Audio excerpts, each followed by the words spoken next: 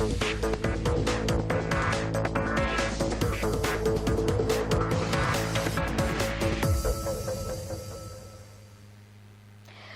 High নিউজে সকলকে স্বাগত। সঙ্গে রয়েছে আমি রিম্পি। শুরু করছি স্পোর্টস টুডে, আর শুরুতেই চোখ রাখবো আজকের হেডলাইন্সে।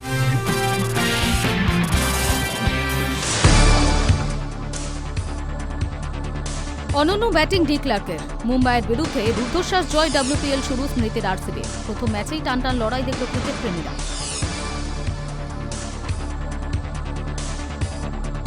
আইসিসি চাপে বিশ্বকাপে ভারতে আসছে বাংলাদেশ। জল্পনার মাঝে মুখ খুলল BCCI।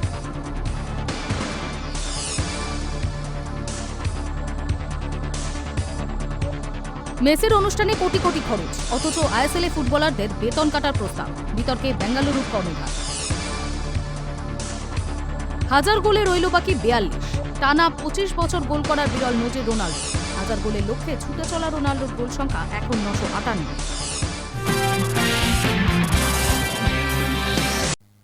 অনন্য ব্যাটিং ডি ক্লার্কের। মুম্বাইয়ের বিরুদ্ধে রুদ্ধশ্বাস জয়। WPL শুরু স্মৃতির আরসিবির। প্রথম ম্যাচেই টান টান লড়াই দেখল ক্রিকেট প্রেমীরা।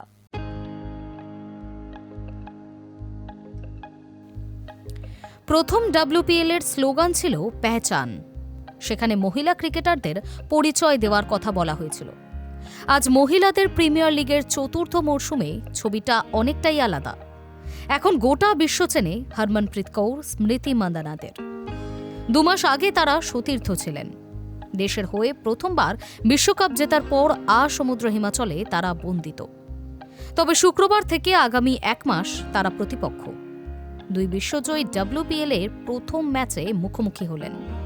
প্রথম ম্যাচেই শিয়ানে শিয়ানে লড়াই দেখলেন ক্রিকেট প্রেমীরা। পেন্ডুলামের মতো দুলতে থাকা ম্যাচে ব্যাটে বলে কামাল করলেন ডি ক্লার্ক। তার অলরাউন্ড পারফরমেন্সের ভর করেই 3 উইকেটে মুম্বাই ইন্ডিয়ান্সকে হারালো আরসিবি। শুক্রবার ম্যাচের আগে নভি মুম্বাইয়ের DY পটেল স্টেডিয়ামে হল জাঁকজমকপূর্ণ উদ্বোধনী অনুষ্ঠান। জ্যাকলিনের নাচ থেকে হানির র্যাপ প্রত্যক্ষ করলেন নভি মুম্বাইয়ের DY পটেল স্টেডিয়ামের হাজার হাজার দর্শক। এমন একটা ম্যাচে টস জিতে মুম্বাইকে ব্যাট করতে পাঠালেন আরসিবির অধিনায়ক স্মৃতি মান্দানা। শুরুতে আরসিবির আটোসাটো বোলিংয়ের সামনে সমস্যায় পড়ে মুম্বাই। ইংরাজি তারকা লরেন বেলের প্রথম ওভারটাই মেডেল। গুনানান কামলিনি বেশ ভালোই খেলছিলেন। অন্য ওপেনার অ্যামেলিয়াকের সাজঘরে ফেরেন মাত্র 4 রানে। 3-এ নামা নাতালি সিভার ব্যর্থ। সেট হয়ে আউট হন গুনানান। হরমনপ্রীত পরিস্থিতি কিছুটা সামাল দেওয়ার চেষ্টা করেন, কিন্তু 20-র বেশি করতে পারেননি মুম্বাই অধিনায়ক। তবে ছোট্ট এই ইনিংসে নজিরও গড়েছে হ্যারি। উইমেন্স প্রিমিয়ার লিগে সর্বোচ্চ রান সংগ্রহের তালিকায় শেফালি ভার্মার 865 রান টপকে শীর্ষে উঠে গেলেন মুম্বাই অধিনায়ক। তার নামের পাশে এখন 871 রান। এরপর কিউই তারকা নিকোলা ক্যারি এবং সজীবন সজনা মিলিয়ে আরসিবিকে 154 রানে পৌঁছে দেন। তাদের জুটিতে ওঠে অত্যন্ত গুরুত্বপূর্ণ 82 রান। বেঙ্গালুরুর হয়ে প্রোটিয়া তারকা নদিন ডি ক্লার্ক নেন 26 রানে 4 উইকেট। বেল এবং শ্রেয়াঙ্কা পাটিলের শিকার 1টি করে উইকেট। জবাবে ঝোড়ো শুরু করেন বেঙ্গালুরু ওপেনাররা। যদিও 13 বলে 18 রানে সাজ করে ফেরেন স্মৃতি। প্রোটিয়া পেসার শবনিম ইসমাইলকে তুলে মারতে গিয়ে পুনাম খেমনারের হাতে ধরা পড়েন তিনি। 12 বলে 25 রানে ইনিংস খেলে ফেরেন গ্রেস হ্যারিসও। এরপর দ্রুত ব্যবধানে উইকেট খোয়াতে থাকে আরসিবি। দয়ালান হেমলতা, বাংলার রিচা ঘোষ, রাধা যাদব কেউই রান পাননি। একটা সময় 65 রানে 5 উইকেট পড়ে যাওয়া আরসিবির হাল ধরেন নাদিন ডি ক্লার্ক এবং অরুন্ধতী রেড্ডি। তাদের জুটিতে ওঠে 52 রান। এরপর শ্রেয়াঙ্কা পাটিল ক্লার্কের সঙ্গ দিতে পারলেন না। যদিও একা কুম্ভ হয়ে লড়াই করে দলকে জয়ের সরণিতে পৌঁছে দিলেন প্রোটিয়া তারকা। 2 মাস আগে এই মাঠেই লড়াই করেও দক্ষিণ আফ্রিকাকে বিশ্বকাপ জেতাতে পারেননি তিনি। হরমনপ্রীতের হাতে ক্যাচ দিয়ে ফিরেছিলেন। শুক্রবার একই মাঠে 63 রানে অপরাজিত থেকে সেই হরমনপ্রীতের হাত থেকেই ম্যাচ ছিনিয়ে নিলেন ডি ক্লার্ক। শিভার ব্র্যান্টের শেষ ওভারে 2টি ছক্কা এবং 2টি চারের সাহায্যে 20 রান তুলে প্রায় হারতে বসা ম্যাচে বেঙ্গালুরুকে জয়ের স্বাদ দিলেন তিনি। মুম্বাইকে 3 উইকেটে হারিয়ে WPL শুরু করল আরসিবি। High News network.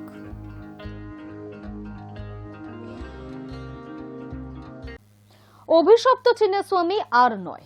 আইপিএলে নতুন ঘর চূড়ান্ত করে ফেলল বিরাটের আরসিবি। প্রাথমিকভাবে পুনেকে হোম ভেন্যু হিসেবে ভাবলেও ওই ভেন্যুতে এবার খেলবে রাজস্থান। আর সেই কারণেই আরসিবি ছত্তিশগড়ে সরে যাওয়ার সিদ্ধান্ত চূড়ান্ত করেছে বলেই খবর। কর্ণাটক সরকার ইতিমধ্যেই শর্ত সাপেক্ষে ছাড়পত্র দিয়ে দিয়েছে। কর্ণাটক ক্রিকেট সংস্থাও আইপিএল এর ম্যাচ চিন্নাস্বামীতে করাতে চায়, কিন্তু রয়্যাল চ্যালেঞ্জার্স বেঙ্গালুরু আর ওই অভিশপ্ত স্টেডিয়ামে ফিরতে চাইছে না। আরসিবি মোটামুটিভাবে ঠিক করে ফেলেছে আগামী মরশুমে আর চিন্নাস্বামীতে তারা খেলবে না।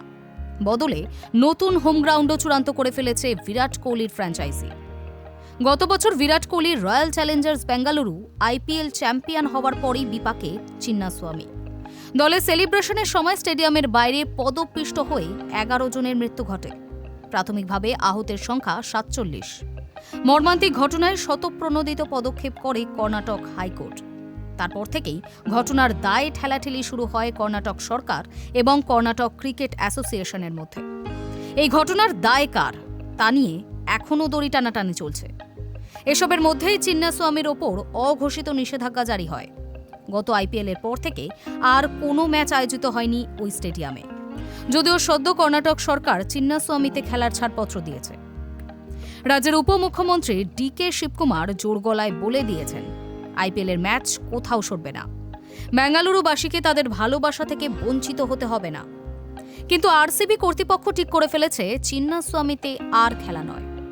গত বছরের ওই পদপিষ্টের ঘটনার পর কর্ণাটক জুড়ে ব্যাপক বদনাম হয়েছে ফ্র্যাঞ্চাইজির। তাছাড়া যেভাবে কর্ণাটক সরকার পুরো ঘটনার দায় ফ্র্যাঞ্চাইজির ওপরেই ঠেলছে, তাতেও ক্ষুব্ধ বিরাটদের দলের কর্তারা। তাই ঠিক হয়েছে আগামী মরশুমে খেলা হবে নতুন স্টেডিয়ামে। সূত্রের দাবি, আগামী মরশুমের হোম ম্যাচ হিসাবে ছত্তিশগড়ের রায়পুর স্টেডিয়ামকে বেছে নিতে চলেছে আরসিবি।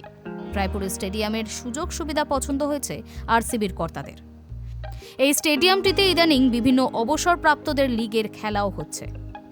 প্রাথমিকভাবে পুনেকে হোম ম্যাচ হিসেবে ঘোষণা করা যায় কিনা ভাবছিল বেঙ্গালুরুর দলটি, কিন্তু ওই মাঠে এবার খেলছে রাজস্থান।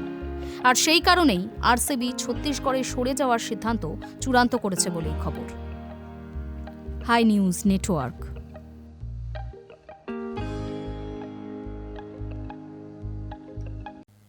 আরসিবির চাপে বিশ্বকাপে ভারতে আসছে বাংলাদেশ, এই জল্পনার মাঝেই মুখ খুলল বিসিসিআই। মুম্বাইয়ের মিটিংয়ে উপস্থিত ছিলেন বিসিসিআই এর তাবড় কর্মকর্তারা।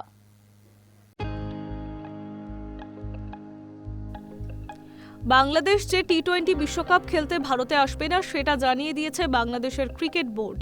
তাদের ম্যাচ অন্যত্র নিয়ে যাওয়ার আর্জি জানিয়েছে আইসিসিকে চিঠি দিয়েছে বিসিবি।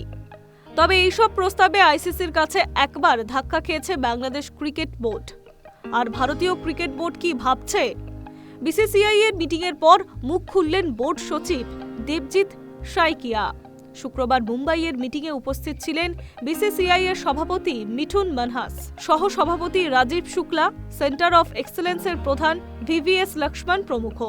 সেই দিনের আলোচনায় সেন্টার অফ এক্সেলেন্সের পরিকাঠামো নিয়ে হয়। বেঙ্গালুরুর সিইওতেও অনেক পদ খালি রয়েছে জানিয়ে সাইকিয়া বলেন, আমরা এখানে নিয়োগের কাজ দ্রুত শুরু করব।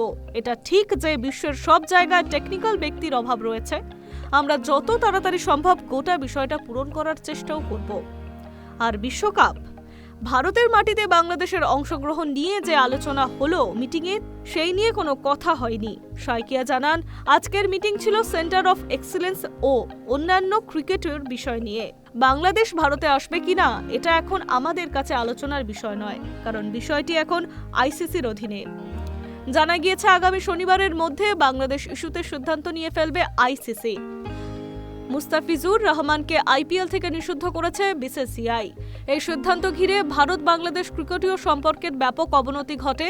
বিশ্বকাপ খেলতে ভারতে আসবে না বলে জানিয়ে দিয়েছে বিসিবি।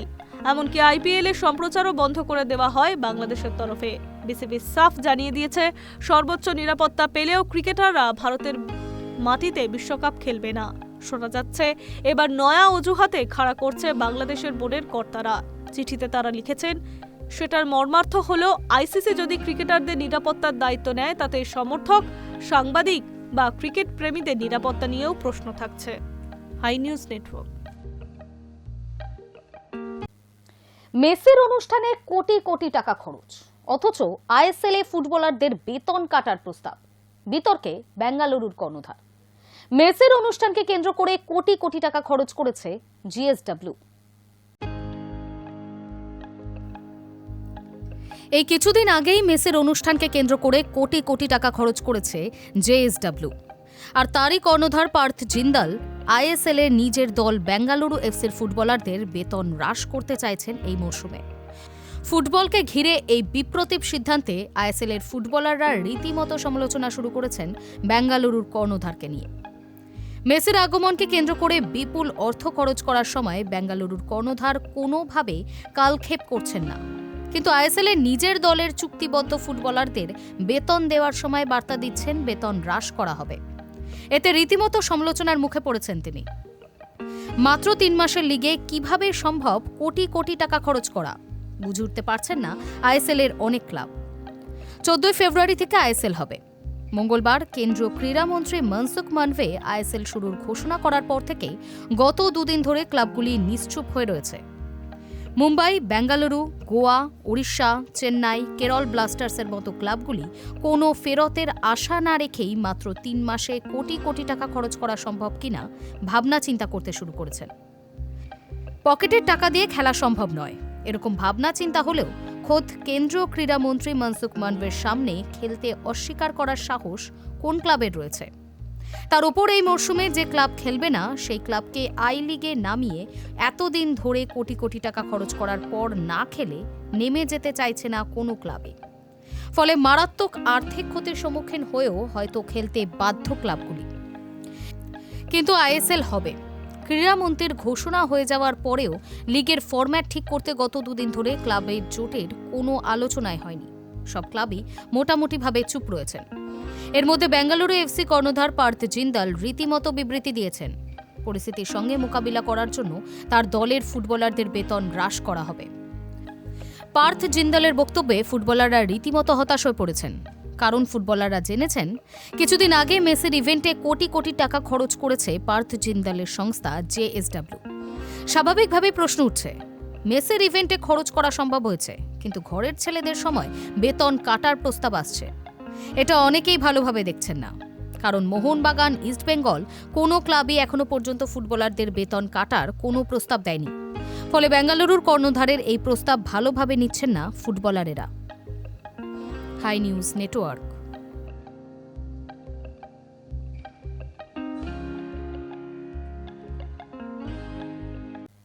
হাজার গোলে রইল বাকি 42। টানা 25 বছর গোল করার বিরল নজির রোনাল্ডোর। হাজার গোলের লক্ষ্যে ছুটে চলা রোনাল্ডোর গোল সংখ্যা এখন 958।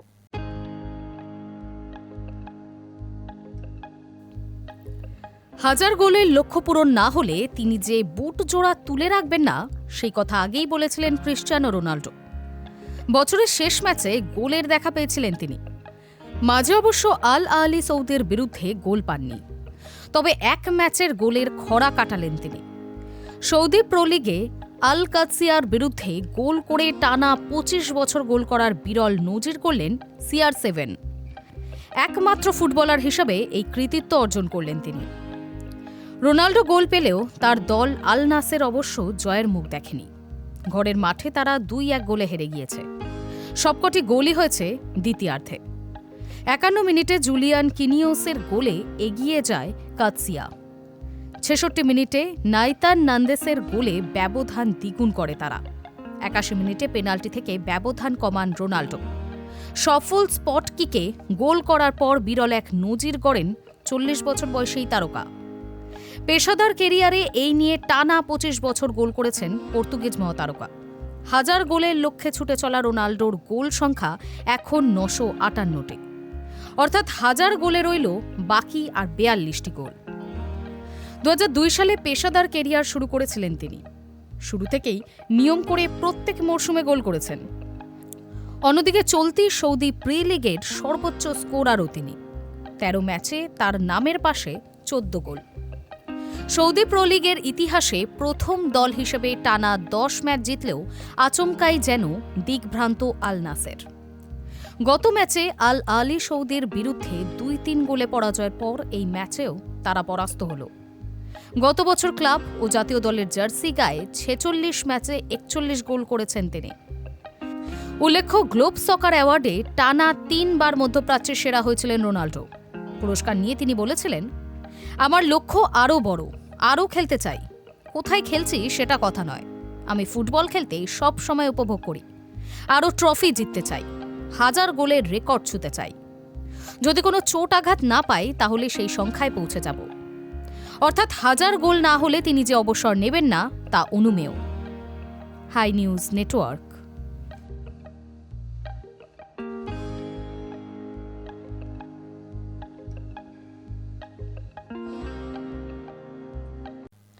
বিশ্বকাপের আগে 1248 জন ফুটবলারকে স্ক্যান। আসতে চলেছে ফিফার নয়া নিয়ম। যা খবর তাতে প্রত্যেক ফুটবলারের জন্য 3D ডিজিটাল প্রতিরূপ তৈরি করতে চলেছে বিশ্ব ফুটবলের নিয়ামক সংস্থা, যা এআই ভিত্তিক। প্রত্যেক ফুটবলারের জন্য 3D ডিজিটাল প্রতিরূপ তৈরি করতে চলেছে বিশ্ব ফুটবলের নিয়ামক সংস্থা, যা এআই ভিত্তিক। কিন্তু কেন এমন প্রযুক্তি চালু করতে চলেছে ফিফা? তাদের ধারণা, আধার স্বয়ংক্রিয় এই পদ্ধতিতে আরও সঠিকভাবে কাজ করবে অফসাইড প্রযুক্তি। এবারের বিশ্বকাপে 48টি দল খেলবে, সেখানে 26 জন করে প্লেয়ার, অর্থাৎ সব মিলিয়ে 1248 জন। প্রত্যেকেরই ডিজিটাল স্ক্যান করতে হবে। ফিফা জানিয়েছে, ফুটবলারদের শরীরে নিখুঁত মাপ নিয়ে এই ডিজিটাল স্ক্যান তৈরি হবে। এতে দ্রুত নাড়াচাড়া ধরা পড়বে, সহজেই সেই ফুটবলারকে চিহ্নিত করা যাবে। তাই চূড়ান্ত সিদ্ধান্ত নেওয়ার আগে রিপ্লেকে আরও নিখুঁত করে তোলাই এর লক্ষ্য। সম্প্রতি লাস ভেগাসে কনজিউমার ইলেকট্রনিক শোতে বক্তব্য রেখেছিলেন ফিফার সভাপতি জিয়ান্নি ইনফান্তিনো। সেখানেই তিনি এই উদ্যোগের কথা ঘোষণা করেন। কিভাবে ফুটবলারদের ছবি তোলা হবে? প্রত্যেকের জন্য বরাদ্দ থাকবে একটা বিশেষ চেয়ার। স্ক্যান করার সময় সেখানে বসতে হবে। মাত্র 1 সেকেন্ডের মধ্যেই স্ক্যানের কাজ শেষ করতে হবে। একবারই হবে এই স্ক্যান। জানা গিয়েছে, বিশ্বকাপের আগে ফটোশুটের সময়ই সম্পন্ন হবে এই কাজ। এই স্ক্যানের ফলে দ্রুত মুভমেন্ট তো বটেই, বাধাগ্রস্ত অবস্থাতেও নির্ভুলভাবে তাদের গতিবিধি ধরা পড়বে। উল্লেখ্য, এমন প্রযুক্তি ফিফা ইন্টারকন্টিনেন্টাল কাপে ব্যবহৃত হয়েছে। 1 মাস আগে ফ্লামেঙ্গো এবং পিরামিডস এফসির ফুটবলারদের বিশেষ এই পদ্ধতিতে স্ক্যান করা হয়েছিল। Hi News network.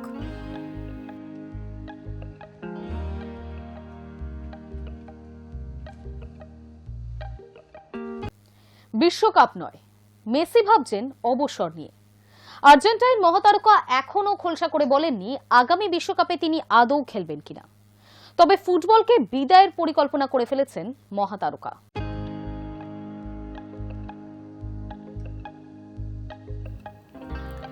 অধরা বিশ্বকাপ জিতে গিয়েছেন, এবার কি ফুটবল কেরিয়ারে ইতি, নাকি লাস্ট ডান্সের বিশ্বকাপে আরও একবার ট্রফি জেতার লক্ষ্যে নামবেন? যাবতীয় ধোঁয়াশা রয়েছে লিওনেল মেসিকে ঘিরে। বিশ্বকাপ শুরু হতে আর কয়েক মাস মাত্র বাকি, কিন্তু আর্জেন্টাইন মহাতারকা এখনও খোলসা করে বলেননি আগামী বিশ্বকাপে তিনি আদৌ খেলবেন কিনা। 2022 সালে কাতার বিশ্বকাপে চ্যাম্পিয়ন হয় আর্জেন্টিনা। একটা সময় আন্তর্জাতিক ফুটবল থেকে অবসর নিয়ে ফেলা মেসি বিশ্বকাপ জেতার পরেও পুরো দমে ফুটবল খেলা চালিয়ে গিয়েছেন। ইন্টার মায়ামির হয়ে একগুচ্ছ গোল করেছেন তিনি। কিন্তু 2026 বিশ্বকাপে খেলা নিয়ে মেসি স্পষ্ট করে কিছুই বলেননি। প্রশ্ন উঠলে আর্জেন্টাইন মহাতারকা বলেছেন, শারীরিক অবস্থা খতিয়ে দেখে সিদ্ধান্ত নেবেন। দেশের জার্সিতে নিজের সেরাটা দেওয়ার মতো অবস্থা রয়েছে কিনা সেটাও বিবেচনা করতে চান মেসি। বিশ্বকাপে খেলার সিদ্ধান্ত নিতে না পারলেও অবসর জীবনের প্ল্যান করে ফেলেছেন LM10। প্রাণপ্রিয় ফুটবল থেকে অবসর নিয়ে কিভাবে দিন কাটাবেন মেসি? যা প্ল্যান, তাতে মাঠে না নামলেও ফুটবল থেকে দূরে থাকবেন না আর্জেন্টাইন মহাতারকা। একটি সাক্ষাৎকারে তিনি বলেন, আমি ক্লাবের মালিক হতে চাই, যেখানে নতুন প্লেয়াররা উঠে আসবে। আমি নিজেকে কোচ হিসেবে দেখতে চাই না। ইতিমধ্যেই সতীর্থ লুইস সুয়ারেজের উরুগুয়ের 4র্থ ডিভিশনের ক্লাব ডেপোর্টিভো LSM চালান তিনি।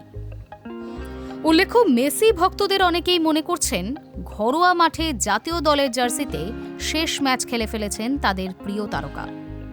গত 5ই সেপ্টেম্বর বিশ্বকাপের যোগ্যতা অর্জন পর্বের ম্যাচ খেলেছেন তিনি। জোড়া গোলও করেন। ভেনেজুয়েলাকে 3-0 হারানোর পর মেসি বলেন, বয়সের কথা মাথায় রাখলে যুক্তি বলে আমি আগামী বছর বিশ্বকাপে খেলতে পারবো না। সেই অবস্থানেই কি অনড় থাকবেন মেসি? Hi News network.